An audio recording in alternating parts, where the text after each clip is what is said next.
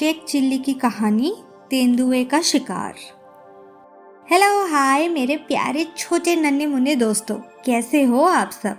मैं आपकी होस्ट और दोस्त वंशिका आप सभी के लिए प्यारी सी स्टोरीज लेकर आती हूँ, है ना, जिसके साथ एक प्यारा सा मॉरल भी होता है जिससे आप कुछ समझ सको, कुछ सीख सको।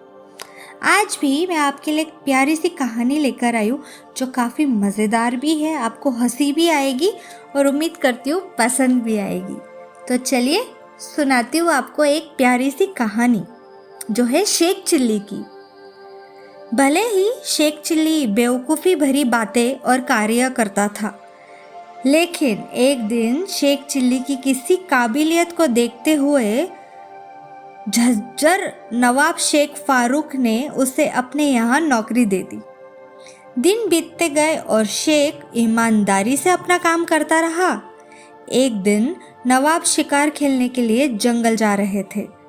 उन्हें शिकार के लिए जाता देख शेख ने कहा, महाराज मैं भी आपके साथ आना चाहता हूँ। नवाब ने हंसते हुए उसे समझाया कि तुम वहाँ नहीं जा सकते हो, तुमने जीवन में कभी किसी चूहे का भी शिकार नहीं किया होगा, तो तुम जंगल चलकर क्या करोगे। नवाब की यह बात सुनकर दुखी आवाज़ में शेख चिल्ली बोला, आप मुझे अपनी काबिलियत दिखाने का एक मौका तो दीजिए। नवाब की उसकी जिद देखकर शेख चिल्ली के हाथ में एक बंदूक थमा दी। अब सभी एक साथ काले सर जंगल की ओर बढ़ने लगे। कुछ दूर पहुंचकर सब शिकार का इंतजार करने के लिए अपनी अपनी जगह पर खड़े हो गए। नवाब साहब ने शेख चिल्ली को अपने साथ खड़े रहने को कहा। तेंदुओं को फंसाने के लिए पेड़ पर एक बकरी को बांध रखा था, फिर भी 3 घंटे तक तेंदुआ वहां आया नहीं। इतने में चिल्लाते हुए शेख चिल्ली ने पूछा कि कहाँ गया तेंदुआ, अब तक आया क्यों नहीं। नवाब के पास में ही खड़े एक शिकारी ने कहा कि तुम चुप रहो वरना सारा काम बिगाड़ दोगे। इतने में ही शेख चिल्ली मन में ही ख्याली पुलाव पकाने लगा।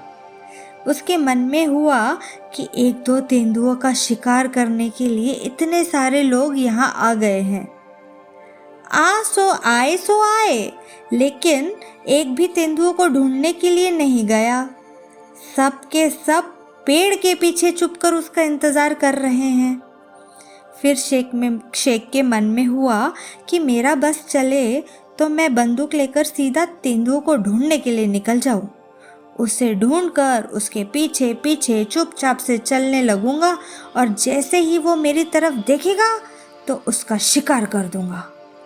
इतना सोचते ही शेख ने खुद से ही कहा कि वैसे सुनो, मैंने सुना है कि तेंदुआ बहुत तेज दौड़ता है और बहुत बड़ी छलांग भी लगाता है। अगर वो मेरे ऊपर चढ़ गया तो क्या होगा। इस विचार को शेख चिल्ली ने अपने मन से जाने दिया। उसने कहा कि क्या हुआ अगर वो तेज दौड़ता है, क्या मैं उससे कम हूँ। जैसे ही वो मेरी तरफ दौड़ेगा मैं अपनी बंदूक चला दूंगा। लेकिन ऐसे पेड़ के पीछे छुपकर और बकरी की जान को खतरे में डालने से क्या होगा। सबके सब यहाँ डरपोक है। तभी जोर से बंदूक चलाने की आवाज़ आई। आवाज़ सुनते ही शेख चिल्ली चिल्लाया, तेंदुआ मर गया, तेंदुआ मर गया। सब लोग पेड़ के पीछे से बाहर निकल आए। उन्होंने देखा कि बकरी जैसी की तैसी है, पेड़ पर बंध कर घास खा रही है। कुछ दूर उन लोगों ने नज़र दौड़ाई तो तेंदुओं को मरा पाया। सबको लगा कि शेख चिल्ली ने ही तेंदुए का शिकार किया है। सब ने शेख चिल्ली को बधाई दी। सबसे वाहवाही मिलने पर शेख चिल्ली खुश हो गया, लेकिन उसे खुद समझ नहीं आया कि आखिर तेंदुए को मारा किसने और वो मरा कैसे। तो दोस्तों, कहानी से क्या सीख मिलती है। कहानी से हमें आज ये सीख मिली कि कभी कभी ऐसे लोग भी अपनी काबिलियत दिखा जाते हैं जिनसे कुछ उम्मीद नहीं होती है, इसी वजह से किसी को भी कम नहीं समझना चाहिए, ना उनको कभी कम आंकना चाहिए। तो दोस्तों, कैसी लगी आपको मेरी ये प्यारी सी कहानी? अपनी मम्मी पापा को कहिएगा कि मुझे कमेंट्स करके बताइए, क्योंकि मैं जानती हूँ आप बहुत छोटे हो अभी तक, बट अगर आप कमेंट कर सकते हो अपनी वंशिका को, तो वंशिका तो वैसे ही खुश हो जाती है कमेंट्स देखकर, है ना? तो जल्दी जल्दी मेरी स्टोरी सुनिए, वो समझ के लीजिए, अगर नहीं समझ में आ रहा है तो मम्मी पापा की हेल्प ले लीजिए और कमेंट्स कीजिए। मैं फिर मिलूँगी आपसे ऐसे ही एक प्यारी चटकदार हंसी वाली मॉरल स्टोरी लेकर।